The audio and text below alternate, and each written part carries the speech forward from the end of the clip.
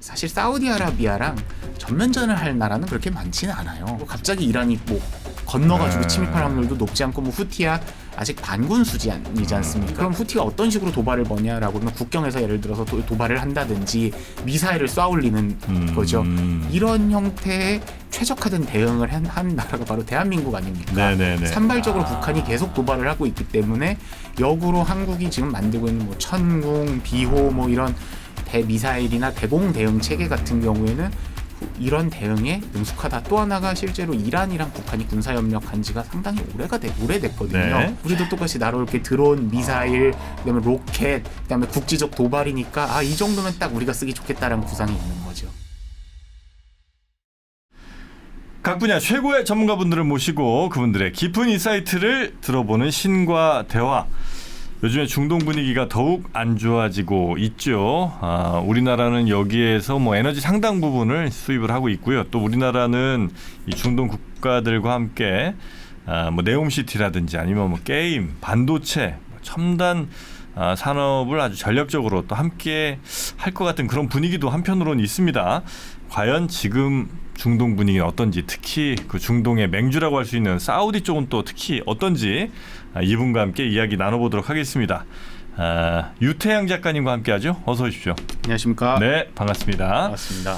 네, 우리 유태양 작가님은 중동 쪽에 종종 다녀오시죠? 네, 얼마 전에도 나와서 3프로 라이브 한번 출연했었고요. 네.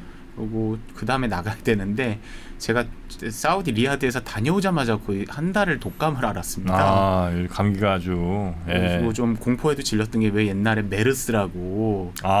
메르스가 코로나보다 치사율이 한 10배 이상 높더라고요. 메르스. 네, 그런 건 줄 알고 좀 걱정했는데 그냥 감기였습니다. 검사 결과. 자, 지금 이제 중동 이야기 오늘 같이 나눠볼 텐데 일단 지금 네옴시티는 어디까지 갔어요?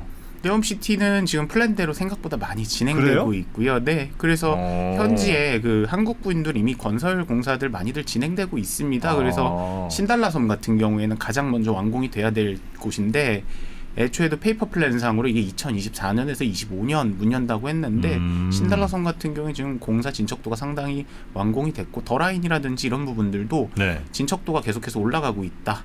다만 원안과는 상당히 다르게 이야기가 지금 바뀌어가고 있습니다. 원안과는 상당히 다르게요? 근데 가령 우리가 네옴시티로 알고 있는 게 더 라인이지 않습니까? 그 막 몇 미터예요? 한 700m 되는 170km짜리 거리에 네, 도시 같은 경우에도 높은 빌딩을 그냥 줄을 세워버린다는 거잖아요. 네. 일자로. 네. 말도 안 되잖아요. 뭐 건설하시는 분들, 저는 건설 전공은 아니니까 네. 아무래도 쉽지 않겠다라는 얘기를 해주셨는데 네. 많이 현장에서 들려오는 건 현실적인 부분으로 수정은 하되 어떻게든 짓긴 지어보겠다라는 이야기들, 터파기 공사들 마무리 지어가고 있고요. 그래요? 그리고 또 여기 재밌는 게 최근에 네옴시티가 또 작년 하반기 발표를 되게 많이 했어요. 네. 그래서 네옴시티 구성되는 것 중에 하나가 뭐 아까 말씀드린 더라인, 여기 거주 플러스 직선형 선형 도시고요. 더라인 말고 저희 옥사곤이라는 단지, 그리고 뭐 이런 것들이 있는데 최근에 작년 말에 좀 유의미한 변화가 있었습니다. 네. 그래서 네옴시티 뭐 홈페이지도 그렇고 정부 발표도 발표를 보면은 아카바만 개발 프로젝트라고 해서 서브 프로젝트들을 10개 정도 발표를 했어요. 그래서 이 지도를 한번 봐주시면 좀 좋을 것 같습니다. 요쯤에 지금 네옴시티 공항이 건설되고 있거든요. 알수라라고 쓰여진 부분, 우측 하단 정도가 네옴시티 출발점 중에 하나거든요. 요 근처가 다 홍해 입구라고 할 수 있는 아카바만이에요. 근데 이 아카바만 개발하는 관광 프로젝트들이 갑자기 서브 프로젝트가 계속해서 지금 공개가 되고 있어요. 그래서 일설에서는 네옴시티가 역시 미끼가 아니었나, 그래서 이 미끼가 아니었나라는 거는 여기서 네옴시티에 대해서 회의적 시각들이 되게 많았지 않습니까? 저런 것들 전부 다 지을 수 있을까? 근데 또 생각해 보면은 두바이도 지금은 뭐 아랍 쪽 경제 번영과 부강함의 상징이지만 원안의 대부분을 못 지었습니다.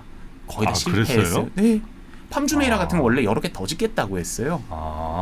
그런 거랑 비슷하게 이게 뭐 유명한 이야기 있지 않습니까? 용을 그리려다가 실패하면 뱀은 그릴 수 있는데 뱀 그리려다가 실패하면 지렁이도 못 그린다고. 계획은 좀 크게. 계획은 일부러 크게 해서 외부에 눈길을 확 끌어놓고 실제로는 실속 차리려는 건 조금 더 작게 짓지 않겠느냐. 그러면서 그럼 그런 실속을 어디서 챙겨가느냐라고 했을 때 갑자기 네옴시티 진척되면 진척될수록 왜 자꾸 관광 프로젝트, 특히 아카바만 관련한 관광 서브 프로젝트들만 계속해서 작년 하반기에 한 10개 가까이 발표를 했거든요. 네. 그래서 이게 본심이 아니냐라는 이야기도 비판적인 목소리도 나오고 있습니다. 네. 산업적으로 굉장히 뭔가 막 할 것 같은 느낌이었는데 사실은 관광단지 정도를 좀 많은 사람들한테 알리고 찾아올 수 있게. 네, 일단은 작년 하반기는 그쪽에 많이 포커싱이 두어 있어서 그래서 그런 이야기도 많이 나오고 있고 네. 또 하나가 사우디아라비아가 우리 이미지랑 다르게 관광 대국이거든요. 대국이에요 이미? 이미 사우디는 관광 대국입니다. 그래서 뭐 우리나라 국내도 그렇고 외신도 가끔 보도가 잘못 나가는 게 네. 사우디가 관광업을 융성하기 만들기 위해서 뭐 이런 이야기를 많이 하시는데 사우디는 사실은 전 세계 최고의 관광 자원이 있습니다. 뭐죠? 메카랑 메디나라는 두 도시인데 전 세계 무슬림이 한 20억 정도 되거든요. 네네네. 무슬림들은 죽기 전에 권장되는 게 이 메카랑 메디나를 한번 성지순례를 해야 돼요. 그러다 보니까 가만히 있어도 이 메카랑 메디나 보고 싶어하는 사람들이 몇십억 명이기 때문에 이미 이들을 통해서 발생하는 관광 수입이 무시무시합니다. 그래서 이걸로 한번 다녀오신 주변에 아랍계 무슬림들 그리고 뭐 아프리카계 무슬림들 얘기 들어보면 불만이 되게 많아요. 왜요? 바가지가 심하다. 이게 독점 경제이기 때문에 그 당시에 숙박 비용, 이동 비용 자체가 말도 안 되게 올라가거든요. 성지순례를 하츠랑 음무라라고 하는데 네. 이 하츠 시즌만 되면 가격이 이 사우디의 모든 가격이 크게 올라갑니다. 물가가. 아니 물론 이제 아예 안 가는 것보다 훨씬 더 뭐 도움은 되겠으나 그 1년 중 특별 기간에만 그렇게 사람들이 몰리는 거잖아요. 그렇죠. 하츠 기간이요. 예, 그러니까 그거를 관광 산업이라고 이렇게 확실하게 얘기할 수 있는 건가요, 그게? 그래서 크게는 이게 방금 말씀드린 건 성지순례기는 하츠라고 있고요. 또 음무라라는 비자도 있습니다. 그래서 같은 지역을 가는데 하츠 비자가 성지순례 기간에 가는 거, 성지순례 기간이 아닌 때 가는 게 음무라인데 사우디 정부가 그래서 지금 고민이 있는 게 우리가 관광 대국이긴 한데 지금 소위 말하는 시쳇말로 해서 성지순례 원툴이 아니냐. 그러면 우리가 진정한 관광 대국이 되기 위해서는 그렇죠. 이 관광의 루트라든지 상품을 다양하게 개발해야 되지 않나. 라는 이야기를 계속 많이 하고 있고 그래서 지금 몇몇 거점 지역들을 찍어서 개발을 하고 있습니다. 대표적인 게 리야드 외곽을 지금 좀 개발하고 있고요. 그다음에 또 하나가 이 아까 네옴시티랑 말씀드려서 아카바만 그리고 홍해 일대 홍해 연안 개발 사업을 진행하고 있어요. 근데 이쪽 같은 경우에는 만약 이게 성공이 된다고 하면은 피해를 볼 국가가 명확하게 있습니다. 이집트입니다. 이집트도 관광 대국이죠. 이집트야말로. 이집트는 정말 관광 대국이죠. 그래서 또 이집트에 대해서도 관광에 대해서 좀 우리가 오해하는 게 있는 게 한국 프로님 혹시 이집트 관광하면 뭐 떠오르세요? 피라미드. 그렇죠. 그다음에 뭐 미이라 보고. 미이라 스핑크스. 뭐. 그렇죠. 근데 사실은 이집트의 관광 자원 중에 되게 손꼽히는 것 중에는 홍해 다이빙 관광이 있어요. 그래요? 네, 여기 홍해 같은 경우에 전 세계에서 손꼽히는 3대 다이빙 성지인 다합과 샤르멜 셰이크가 있습니다. 그래서 지도 서편에 저 섬 왼쪽에 있는 게 바로 이집트입니다. 다합과 샤르멜 셰이크라는 도시가 있는데 여기 가보신 분들은 깜짝 놀라요. 우리가 생각하는 이슬람 국가가 아닙니다. 수영복들 뭐 비키니 입고 돌아다녀도 전혀 문제가 없고 술도 팔고 물가 자체가 그냥 한국 3분의 1에서 4분의 1 수준. 저렴한 물가로. 저렴한 물가지만 물은 세계에서 손꼽히게 맑고 다이빙 성지다 보니까 남유럽 사람들이 일로 휴가를 많이 가요. 그게 이집트의 관광 뭐 지역 상품이라고 한다면 사우디는 그 여러 중동 국가들 가운데서도 가장 보수적이고 가장 뭐 여성에 대한 어떤 뭐 차별적인 뭐 이런 것들도 심한 나라라고 저희가 이제 알고 있잖아요. 그런 나라에 관광을 가기가 조금 저되지 않나 싶은 생각이 좀 듭니다. 그래서 지금 빈살만 왕세자 개혁이 바로 이런 부분에 맞춰서 관광 인프라를 구축하는 사업들 하고 있고요. 그래서 뭐 사우디 북부의 알 울라 같은 문화재나 리야드에 있는 자신의 왕가 발원지들 개발을 하고 있는데 사실 이런 유적 발원지는 관광은 한계가 있지 않습니까?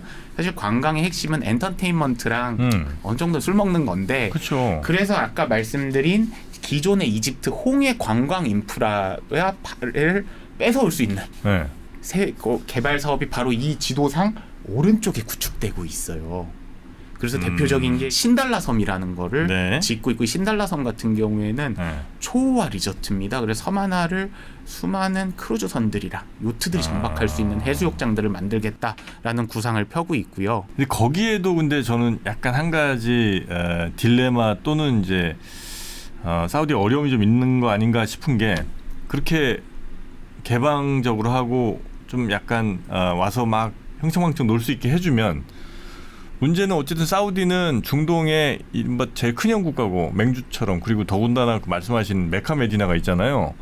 메카 메디나가 그래도 이렇게 힘을 여전히 쓸 수 있는 거는 중동에서 그래도 우리는 여전히 정통 무슬림 국가야, 이슬람 국가야, 이렇게 얘기할 수 있는 힘이 있는 건데, 그거는 또 약간 보수적인 분위기에서 더 유지가 되는 것이지, 만약에 그냥 막 놀자판 되면 야 메카 메디나 그거 뭐 저기도 다 놀자판 짝퉁 같은 느낌 이렇게 들 수 있지 않습니까? 네. 그래서 사우디가 그렇게 막 오픈을 그렇게 못할 것 같아요. 만약에 오픈하게 되면 메카 메디나 이게 좀 줄어들고, 오픈을 하지 않게 되면 이제 다른 관광 자원이 없이 그냥 메카 메디나 빨로만 가는 거니까, 이게 좀 딜레마 아닌가 싶은데요. 그래서 여기 네옴시티 지어지는 위치, 그리고 네옴시티와 엮어서 가는 홍해개발 사업들이 위치가 절묘한 게 서북 쪽의 타북이라는 지역인데, 네. 여기가 사우디아라비아 수도인 리야드, 그리고 메카 메디나 같은 기존의 종교 도시나 행정 도시랑 물리적으로 거리가 엄청 떨어져 있고, 정작 붙어 있는 데는 이스라엘, 이집트랑 붙어 있습니다. 네. 즉 외부에서 관광객 오기는 좋고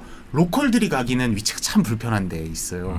그래서 여기는 애초에 지향점 자체가 사우디 젊은 사람들이나 아니면 외국인들이나 와라, 여기 나이 먹은 사우디 아무래도 보수화된 계층들은 여기 올 일도 없는 지역입니다. 네. 애초에 인구가 이 방대한 지역이 3만 명이 안 돼요, 지금까지도. 이게 서울 44배 면적이라고 하는데 이 전체 후보지가 네. 인구가 3만도 안 되는, 인구 밀도가 정말 낮은 지역입니다. 그래요? 네. 아니 근데 빈살만이 어쨌든 이건 굉장히 주도적으로 하고 있는 거잖아요. 네. 빈살만의 입지 같은 건 여전히 탄탄합니까? 아직까지는 지지율 상당히 높고요. 제가 로컬들이랑 얘기해 본 결과는 사우디아라비아 인구 구조가 2030 그리고 네. 2040까지 포함한 인구의 거의 50에서 60% 이상이 젊어요. 젊고, 이들은 빈살만의 열광적인 지지자고요. 그래서 어제 사실은 상당히 충격적인 기사가 하나 외신에 나왔습니다. 네. 사우디가 거의 70년, 80년 만에 다시 술집을 열기로 지금 기사가 나왔어요. 이게 얼마나 실제로 시행될지는 모르겠지만, 그래요? 네, 1950년대를 기점으로 술집이 없어졌던 나라거든요. 공식적으로는. 그러면 또 하나 걱정 혹은 뭐 의문은, 빈살만은 어쨌든 굉장히 젊은 지도자잖아요. 네. 그리고 이제 지난번에 아마 그 왕권을 이렇게 가져올 때 사실 주변 뭐 저 형제들 또 친척들 뭐 수많은 왕자들 싹 한번 정리 한번 하지 않았습니까? 네. 거기에 대한 불만들이 아마 없지 않을 텐데, 이렇게 개혁적으로 막 두 발 세 발 이렇게 나가다 보면 야, 쟤 좀 이렇게 제끼고 우리가 뭐 이럴 수 있는 상황은 전혀 아니에요? 일단은 그 사우디아라비아 빈살만 황제의 실권을 가져온 게 여러 단계가 있는데, 2015년엔 살만 국왕 즉위하실 때 일단 본인이 힘을 많이 잡았고, 그 다음에 말씀 주신 건 2017년 리츠칼튼 홀텐 대숙청인 것 같아요. 근데 이때 그 전까지는 말씀 주신 우려가 조금 있었어요. 그런데 2017년 같은 경우에는 사우디아라비아가 항상 이런 것들 문제가 됐던 것 중에 하나, 군권이 좀 분산되어 있었습니다. 그래서 사우디 국방군, 그러니까 국군이 있고 우리가 생각하는 뭐 주방위 군도 있고 뭐 왕실 경호대도 있고 이런 군대들의 통합 문제가 있었는데, 그런 지휘관들을 전부 친 빈살만 바로 현재 갈아치우는데 성공했습니다. 완전 장악한 거예요? 완전히 장악했다고 보시면 될 것 같습니다. 그래서 그런 이슈가 하나가 있고요. 네. 또 하나가 빈살만 황제자가 영리한 포퓰리스트라는 표현을 쓸 수 있을 것 같아요. 그래서 뉴스 보셨을지 모르겠는데 지지난주 정도에 사우디에서 엄청 큰 금광이 나왔다고 기사가 한번 나왔습니다. 네. 그래서 이게 도대체 무슨 일이지라고 봤는데, 타이밍도 너무 절묘한 게, 그 금광 발표 이틀 전에 어떤 일이 있었냐면, 사우디아라비아 광산 포럼, 글로벌 광산 포럼을 사우디에서 하고 있었어요. 이틀 후에 금광을 발표했는데 3천조 원의 가치가 있다라는 발표를 한 거죠. 그래서 이게 과연 이날 찾았을까? 아니면 이렇게 묵혀뒀다가 이날 포럼 한복판에서 터뜨렸을까? 이게 비슷한 게 네옴시티거든요. 네옴시티도 보면 사우디아라비아 미래 포럼 하다가 갑자기 발표한 계획이거든요.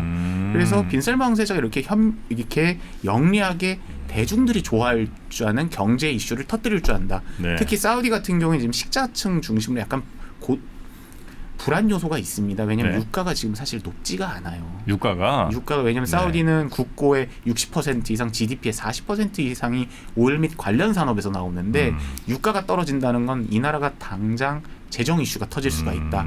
그런데 국민들 입장에서는 이런 거죠. 유가 떨어지니까 어떡하지라는 거에 대한 대부로 우리 금광 찾았습니다. 무료 가치도 몇천조 원입니다. 라는 이야기를 던질 수가 있는 거죠. 그래요. 근데 그 빈살만 같은 경우는 그러면 뭐 군권을 확실하게 이제 잡은 거고 그 외에 나머지 행정 컨트롤하는데도 전혀 지금 이상 없을 만큼 자기 사람들로 완벽하게 지금 장악이 끝났다 이렇게 이제 보면 된다는 거죠. 거의 다가 아니라 그냥 장악이 끝났습니다. 말씀드린 2017년 리츠콜튼도 벌써 5년이 넘은 이야기고요. 뭐 지역의 무슨 토호들 뭐 이런 세력들도 완전히 이제 빈살만한테 그냥 고개 숙이는 상황이고요. 어느 정도 뭐 동네에서 영향력은 있겠지만 이제 유의미한 저항 세력이 있다, 반대 세력이 있다라고 보기는 힘들 것 같습니다. 이번에 술 판매소 문 여는 것도 이런 측면에서 보시면 좋을 것 같아. 이걸 통해서 개혁을 추진한다기보다는 이미 자신이 이만큼 권력을 장악했기 때문에 자신감의 표현으로 이해하시는 게 더 좋을 것 같아요. 또 지지난달에 리야드 엑스포도 확정이 됐잖아요. 글로벌 사회한테 이 메시징을 던져줘야 되지 않습니까? 우리는 여성 우주 비행사도 탄생했고 이제 국가에서 사우디에서 외국인들도 술을 먹을 수 있고 우리는 열린 국가니까 와서 엑스포 재밌게 놀고 월드컵도 재밌게 보고 가십시오라는 이야기를 던져주고 싶은 거죠. 근데 이런 것들이 이제 잘 순항을 하려면 그 동네에 정세가 좀 안정이 될 거 아니에요. 예를 들어 지금 이제 이스라엘이랑 팔레스타인 하마스 그쪽도 벌써 뭐 얼마나 됐습니까? 기억도 잘 안 나는데 굉장히 오래 지금 지속이 되고 있고 그 다음에 이란과의 뭐 갈등 혹은 뭐 예멘 뭐 여러 거쳐져 있는 뭐 알력 같은 것들이 좀 많이 있는 것 같은데 어떻게 이런 문제들은 빈살만이 정권을 가져오고 또 여론들을 잘 다독이는데도 별 문제가 없습니까? 사실 좋은 이슈는 아닙니다. 우선은 네옴시티 바로 위에 그 가자 지구예요. 멀지가 않습니다. 직선거리로 네옴이랑 가까워요? 멀지는 않습니다. 500km 정도 서울에서 부산 거리 정도밖에 안 되기 때문에 그래서 일단은 그런 이슈를 지적하는 분들도 있고요. 또 하나가 예멘 후티 반군 이슈가 계속 요새 이슈로 떠오르는데 예멘 후티 반군 같은 경우는 사실 빈살만의 아픈 손가락입니다. 빈살만 왕자가 2015년에 아버지인 킹 살만이 즉위하시면서 처음으로 맡은 공식 직함이 국방부 장관이었거든요. 빈살만이? 근데 빈살만이 국방부 장관을 되자마자 뭐 했냐면 후티 반군을 몰아내겠다고 선언을 했어요. 그리고 후티 반군을 몰아내기 위해서 지상군을 투입을 했습니다.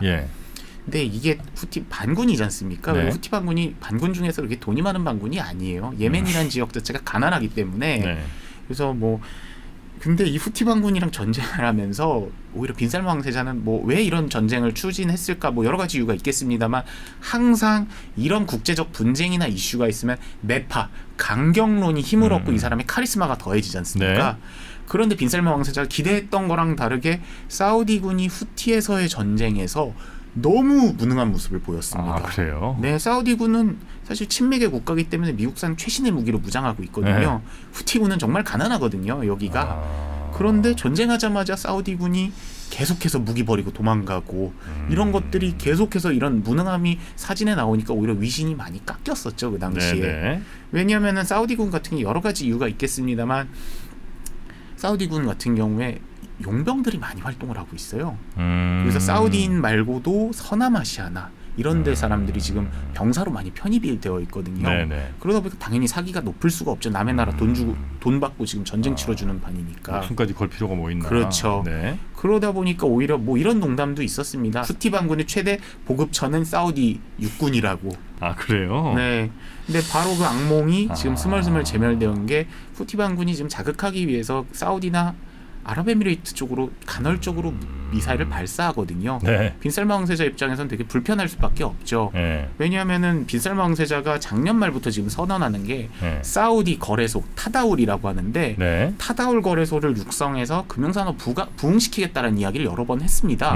그리고 그 일례로 2018년에서 19년 사이에 세계에서 시가총액이 두 번째로 큰 아람코라는 회사를 네. 전 세계에서 다 러브콜이 들어왔거든요. 이 회사를 상장시키기 위해서 네. 뭐 도쿄 거래소 아니면 뉴욕 거래소들 다 자신들한테 상장시켜달라고 그랬는데 뜬금없이 타다울에 상장을 시켰습니다. 아. 왜냐하면 자국 증시 부흥을 위해서. 네네네. 정작 근데 외국인 투자자들 왜 북한이 미사일 쏘면 우리 코스닥 빠지는 거 연례 행사화 됐지 않습니까? 타다울 거래소 이렇게 잘 만들어 놓겠다라고 선언을 했는데 자꾸 티방궁이랑 이런 불확실성, 지역적 불확실성이 터지는 게 당연히 좋을 수는 없는 거죠. 아, 그래서 지금 빈살만은 그럼 정식으로 왕위에 오르는 게 언제라고요? 아직은 정해진 건 없고요. 아버님 이제 좀 건강이 안 좋아지시면 아버님이 건강이 많이 안 좋으십니다. 네. 우선 연배가 35년생이세요.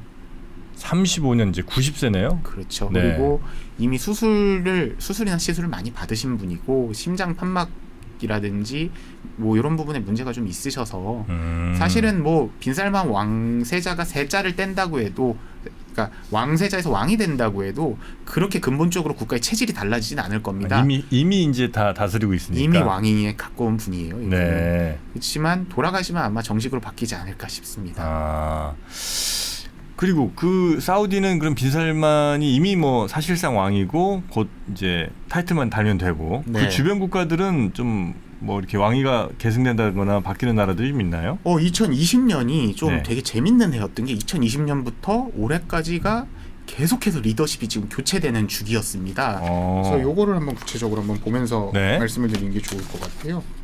일단은 아부다비, 네. 아랍에미레이트의 수도국인 아부다비 같은 경우에도 2022년에 칼리드 빈 자이드 국왕이 별세하셨어요.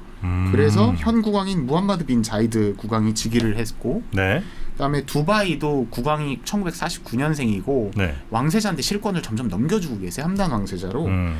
그리고 오만 같은 경우에도 2020년에 현 국왕인 술탄 하이탐으로 그 전 국왕이 돌아가시면서 지금 왕위가 계승된 상황입니다.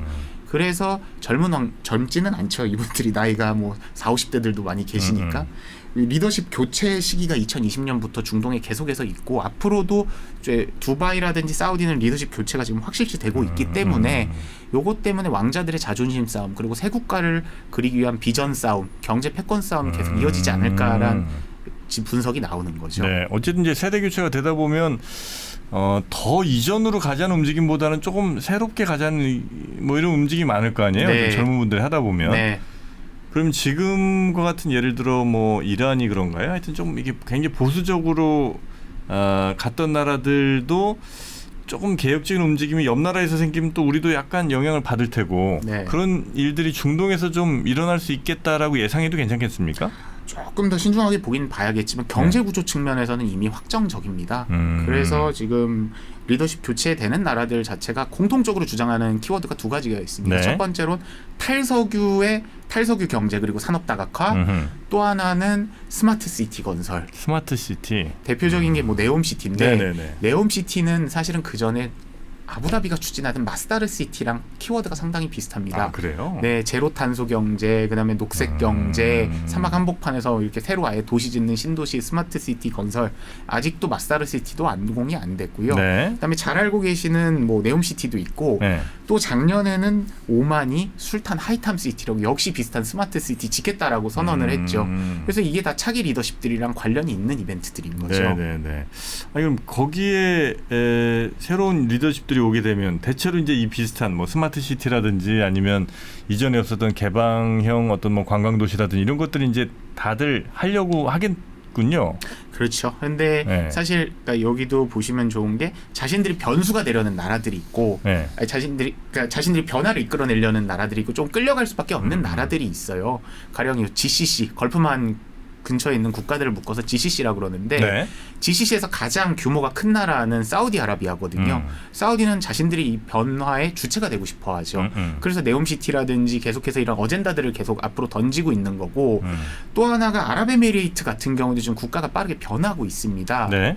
근데 사실 지금 중동의 경제 수도 역할을 하는 데는 두바이 플러스 아부다비거든요. 즉 UAE의 행정 수도인 아부다비랑 사실상의 경제 수도 역할을 하는 두바이인데 이 패권을 사우디아라비아가 계속 가져오고 싶어하고 있습니다. 네. 그래서 빈살만 왕세자 같은 경우에는 이미 그런 발표도 했어요. 2024년까지 네.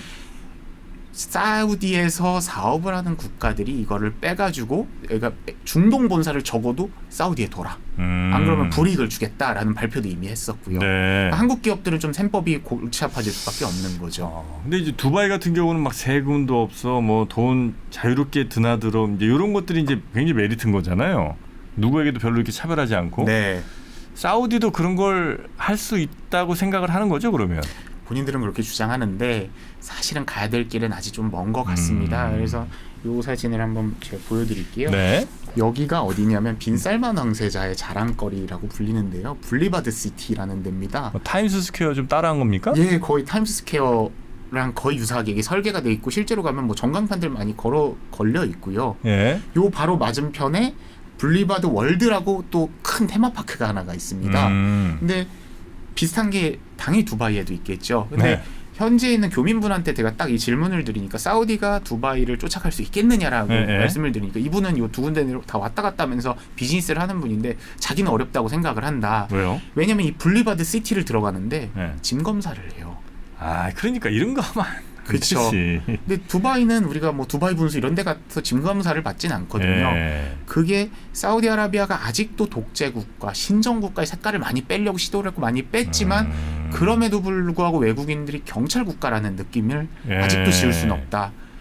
그리고 뭐 법인 세우는 것만 해도 두바이 같은 경우에는 어지간하면 3개월 내로 그것도 영어가 되시는 분이랑 혼자 뚝딱뚝딱 매일 몇 번만 주고받으면 네. 돈만 보내면 쉽게 세울 수 있거든요. 네. 사우디에서 지금 한국 기업들 네옴시티라든지 여러 가지 호재 때문에 다들 지금 진출하려고 네. 문의들 현재 많이 하시는데 엄청나게 고통받고 계십니다. 법인 세우는 게 쉽지가 않습니다. 우선은. 아, 그래요? 네. 그러니까 이게 뭐 위에서는 뭘 하려고 해도 사실 뭐 바꾸려면 또 밑에서 엄청나게 많이 바꿔야 될 텐데 물론 이제 또 왕정 국가다 보니까 왕 한마디에 뭐 많이들 또 공무원들도 움직이긴 하겠습니다만 하루아침에 이렇게 이게 잘 될까 싶은 생각이 차라리 아예 규모가 작은 나라 같으면 그러니까 두바이 같은 데죠. 그런 데는 그래도 이제 좀 작으니까 좀 이렇게 움직임도 좀 가벼울 수 있는데 네. 사우디 같은 큰 나라가 이거 할 수 있나 하는 생각이 좀 들던데 맞습니다. 역시 뭐 지금 당장은 아직은 그래도 따라가기 좀 벅찬 그런 상황인 거군요. 그렇죠. 근데 네. 또 우리가 아랍에미레이트 하나로 묶어보기에는 이게 7개 국가 연합인데 7개 국가의 셈법이 조금씩은 달라요. 그래서 두바이는 지금 고민이 이중고가 있는 게 사우디가 일단 경제적으로 자신들이 리더십을 잡겠다라고 이야기를 네. 하면서 추격하는 모양새고 격차는 제법 커 보입니다. 그런데 두바이 아랍에미레이트의 아부다비도 제가 리더십이 교체됐다는 말씀을 드렸고 두바이도 네. 머지않아 교체를 해야 된다라고 말씀을 드렸는데 리더십 교체랑 관련해서 UAE 안에 무게추가 두바이보단 이제 아부다비로 다시 훅 쏠리는 게 아니냐라는 고민을 좀 갖고 있더라고요. 두바이 사람들은. 그래서 이 역사를 좀 보면 원래 아랍에미레이트라는 국가가 생긴 지가 그렇게 오래되지가 않았습니다. 네. 트루셜 스테이트, 즉 영국이 이 지역에 두고 있던 보호령이 독립한 게 지금 아랍에미레이트고요. 그 아랍에미레이트가 독립을 하면서 원래 수도이자 가장 중심이 됐던 국가는 아부다비예요. 지금도 사실은 1인당 GDP로 보면 아부다비가 압도적으로 잘 삽니다. 네. 아부다비가 1인당 GDP가 뭐 추정치긴 한데 10만이 넘습니다. 근데 두바이는 사실은 5만 정도 이야기를 하거든요. 그러니까 2배 이상 잘 사는데 근데 아부다비 같은 경우에는 그럼에도 불구하고 두바이 현 국왕이신 무함마드 빈 라시드 알 막툼이 두바이에 개혁 드라이브를 걸어서 세계적인 부국으로 만드는데 성공했단 말이에요. 그리고 이분이 카리스마가 엄청 강한 분입니다. 네. UAE의 초대 국방부 장관이고 UAE의 국군이라는 걸 만드셨어요. 이게 왜 중요하냐면 UAE가 아무래도 영국의 보호령에다가 독립하면 그렇게 쉽게 독립을 할 수가 있지 않잖아요. 네. 그러면서 내전이 있었습니다. 근데 그 내전도 있고 뭐 새로 7개 부족이 합쳐가지고 국군을 만드는 엄청난 그 고통을 다 해결한 사람이 지금 두바이의 국왕이신 무함마드 빈 라시드 알 막툼인데 네. 쿠데타도 몇 번 제압하셨거든요. 네. 그러니까 이분이 UAE에서 가진 카리스마가 상당합니다. 그래서 원래 아부다비와 기타 등등이라는 권력 구도를 가졌던 7개 부족 연합을 아부다비와 두바이 및 기타 등등으로 만드는 데 성공하셨는데 이런 고민들이 있는 거죠. 두바이의 이제 함단 왕세자가 그렇게까지 카리스마가 있는 인물은 아니에요, 사실. 이분은 현지에서 뭐로 유명하냐면 인플루언서입니다. 아, 그래요? 인스타그램 팔로워가 1000만 명이 넘어가고 자주 올리세요. 잘생겼어요. 그래서 본인이 국제 행사 나오면 앞에 나서기 자체를 되게 좋아하세요. 그 인스타 올리면서. 관종 쪽이군요. 네, 뭐 어느 정도는 정치적 행보기도 합니다. 왜냐하면 이런 아랍 쪽 왕자들은 자신들의 권위를 국제 행사에서 뭐 칼을 차고 나간다든지 말을 타고 다닌다든지 정장을 그 아랍 쪽에 토브라 그러죠. 아랍 스타일의 정장을 입고 나간다든지 이런 걸로 보여주는 게 원래 관례화가 되어 있어요. 왜냐하면 가부장적 문화가 있기 때문에. 그럼에도 불구하고 이분은 좀 인스타를 너무 열심히 하신다. 그러면서 명확하게 지금 보여준 게 많지는 않다. 두바이 사람들이 걱정하는 거죠. 그럼 우린 또 다시 아부다비와 6 난장이 이렇게 가면 우리가 두바이가 그동안 가져갔던 패권 어느 정도 아랍에미레이트는 국가 내의 지위를 잃어버리는 게 아니냐라는 고민이 또 있습니다. 네네네.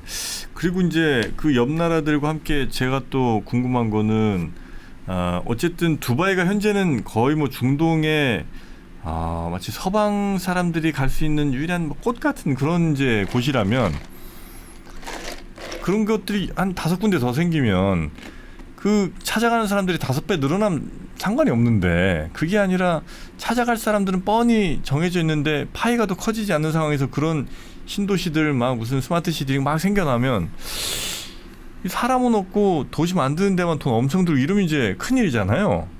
근데 여전히 혹은 뭐 지금보다 훨씬 더 많이 그 두바이든 아니면 그 옆에 있는 사우디에 있는 새로운 그 관광 도시 이런 데를 찾아가려는 수요는 혹은 뭐 잠재적 수요는 매우 많이 있긴 해요. 그 쉽지는 않아 보입니다. 그렇게 만들고 싶어 하는데 네. 왜냐하면 두바이라는 나라가 어떻게 부국이 됐는지를 한번 보셔야 게 좋을 네. 것 같은데 두바이가 전쟁 반사 효과를 되게 많이 본 나라 중에 하나예요. 다른 나라들 전쟁할 때. 네. 그래서 이 나라는 보면은 이 두바이 인구가 거의 300만이거든요. 네. 지금. 근데 인구의 로컬 비중이 10% 남짓입니다.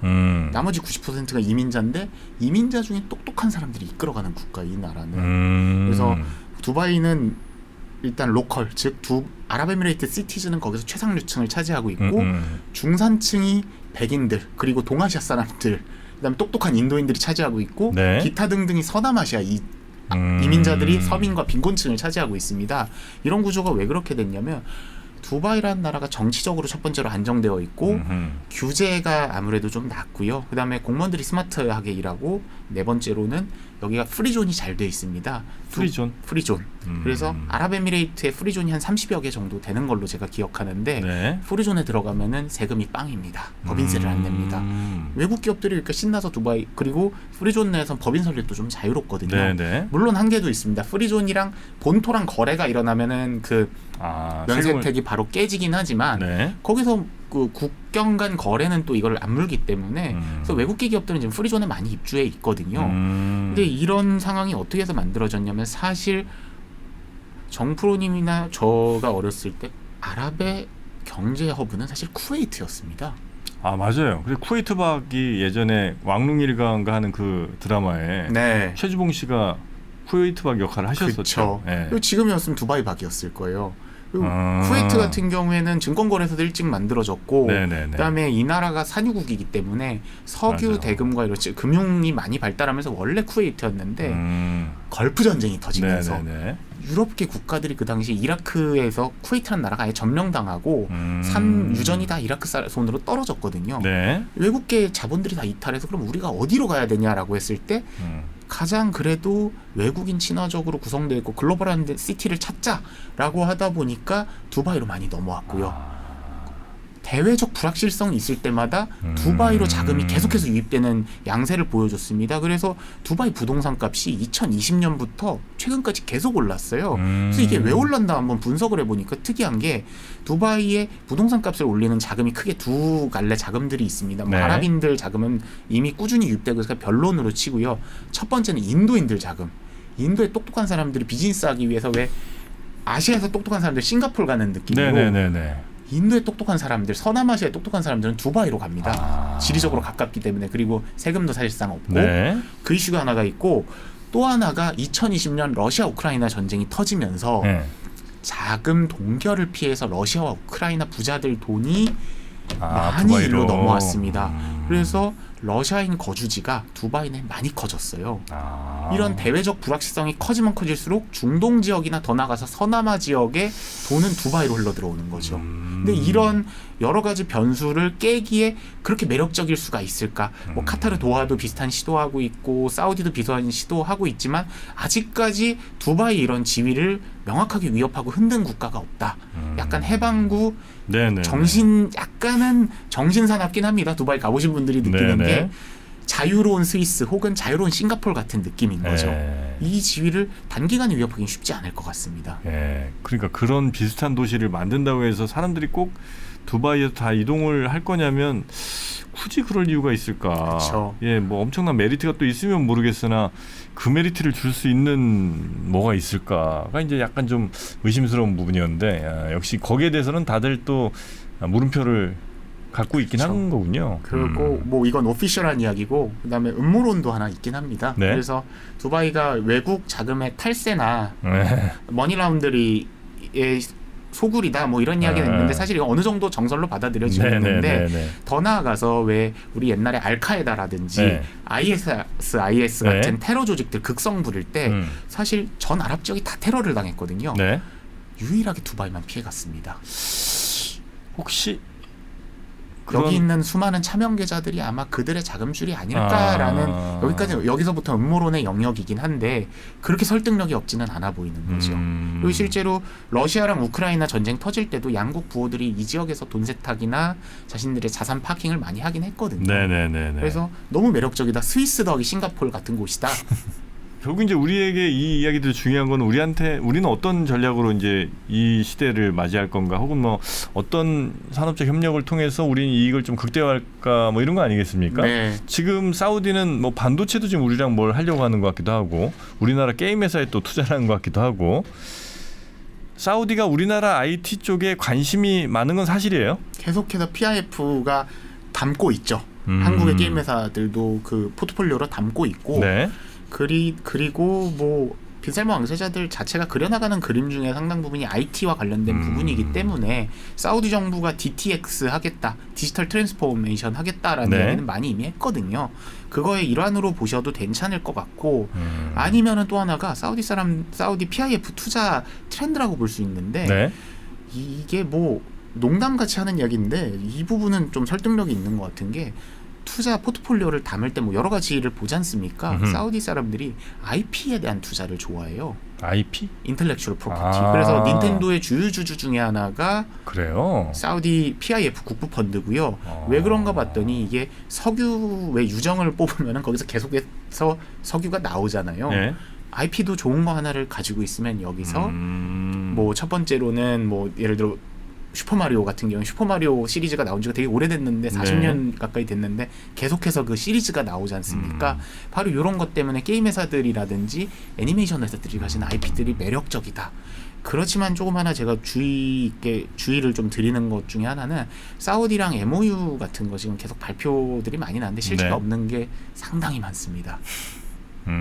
투자하신 입장에서는 어디 기업이랑 혹은 뭐 사우디 정부랑 뭘 맺었다 이제 이런 거 보고 이렇게 투자 결정하시는 분들도 많은데 그런 건 좀 조심하셔야 되는군요. 네, 그래서 이름만 걸어놓은 경우가 상당히 많고요. 또 정식으로 정부기관이랑 파트너십 맺어 있어도 네.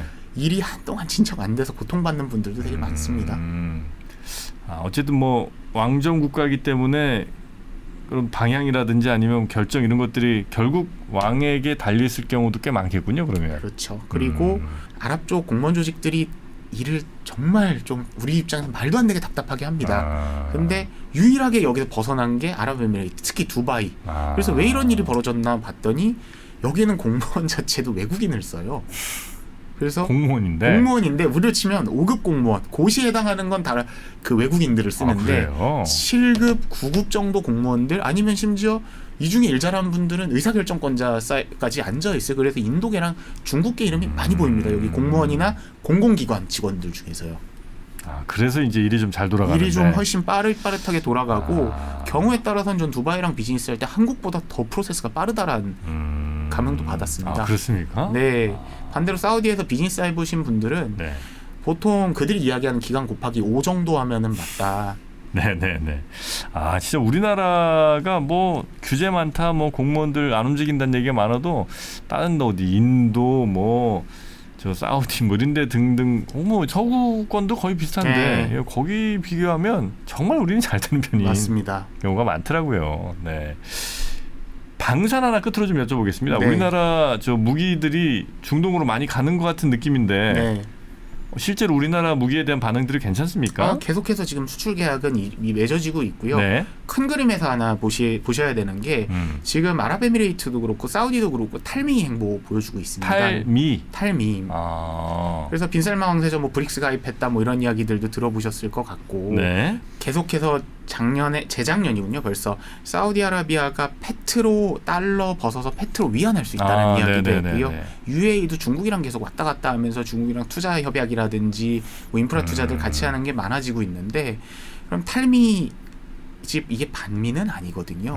중동 사람들이 대단히 실리적입니다. 네. 특히 리더십이 가면 갈수록 역으로 자신들의 정권을 유지하기 위해서는 이념적인 이런 것보다도 어떻게 보면 우리가 누구랑 손을 잡아야 정권 유지에 도움이 되고 실리를 챙길 수 있을까. 근데 미국이랑 이미 좋은 파트너십을 두 나라 다 사우디, UAE 벌써 수십 년 맺어왔다가 미국의 안티테제로서 중국을 보고 있지만 사실은 아시지 않습니까? 중국이랑 함부로 더 접근하기도 쉽지는 않아요. 왜냐면 이게 잘못하면 반미 시그널로도 읽힐 수 있기 때문에 그러니까 어느 정도 제조업 역량도 갖추고 있고 그리고 무기 생산 역량도 가진 나라가 많지가 않습니다.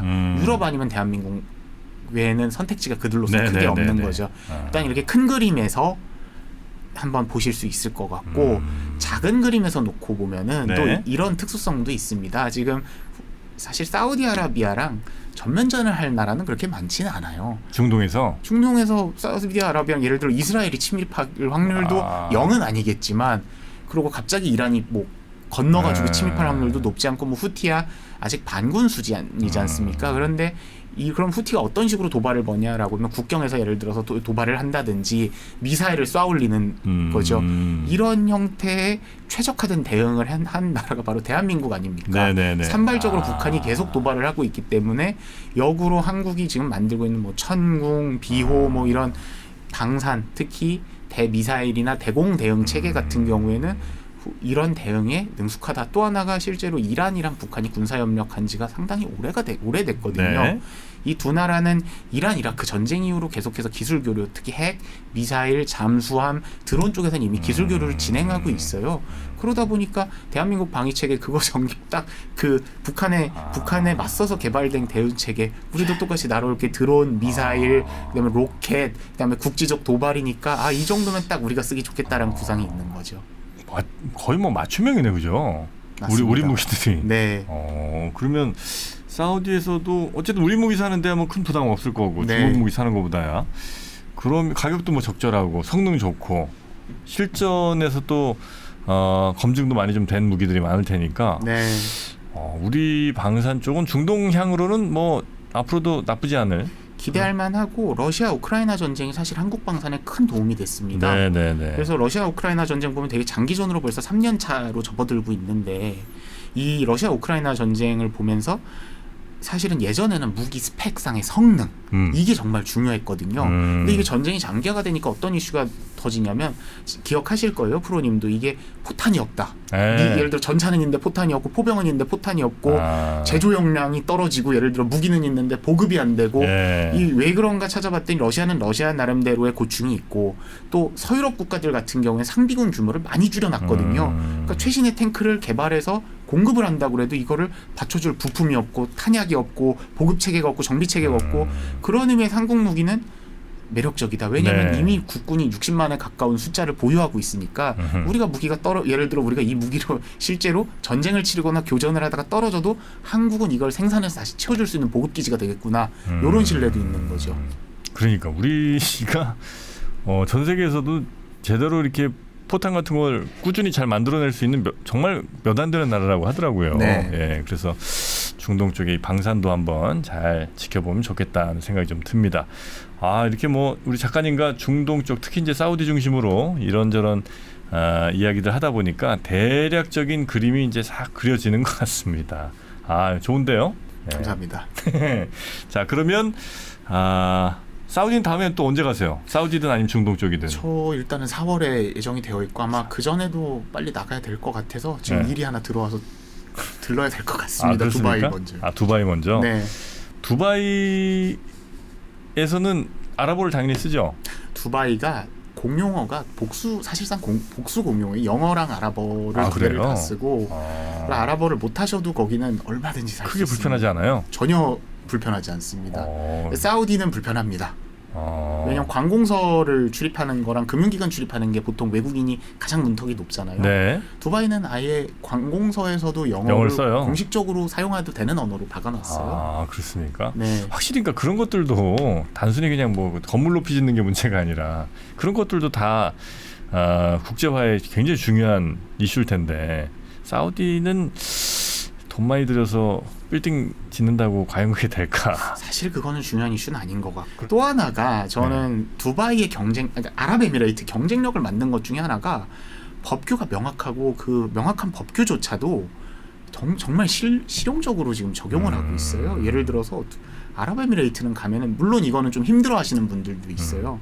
그러니까 법 체계가 몇몇 프리존은 또 아랍에미레이트 기본법이랑 다른 법이 적용되는 데도 있습니다. 대표적으로 두바이의 여의도라고 불리는 지역이 DIFC라는 경제금융특구가 있거든요. 네. 여기는 또 별도의 법이 있습니다. 그런데 이거 자체가 물론 불편할 수는 있죠. 예를 들어 두바이에서 비즈니스하다 일로 넘어오니까 법이 달라져. 그렇지만 명확하게 선을 그어주거든요. 왜냐하면 성문법이라는 게 있으니까. 사우디의 만성적 고통 중에 하나로 외국인들이 가서 비즈니스할 때 힘든 게 성문법화가 느리다. 아직도 샤리아법 즉 이슬람법으로 국가가 규율되고 부분 성문화되어 있는 부분 때문에 법률적 컴플라이언스 리스크가 계속 있는 나라인 거죠. 유형의 무엇 말고 무형의 무엇들도 굉장히 중요할 텐데 사우디 저는 아직은 쉽지 않은 것 같아서 이건 한번 잘 좀 지켜보면서 제가 사우디 진출할 만한 상황이 되는지 한번 좀 재단을 좀 해보겠습니다. 네. 자, 오늘 사우디를 비롯한 이 중동 이야기 또 사우디의 변화, 중동의 변화 이야기 산업적으로도 또 정세적으로 분석해주신 우리 유태양 작가님 대단히 감사하고요. 다음에 또 다녀오실 때 저희와 함께 이야기 좀 나눠주시죠. 네. 대단히 고맙습니다. 감사합니다.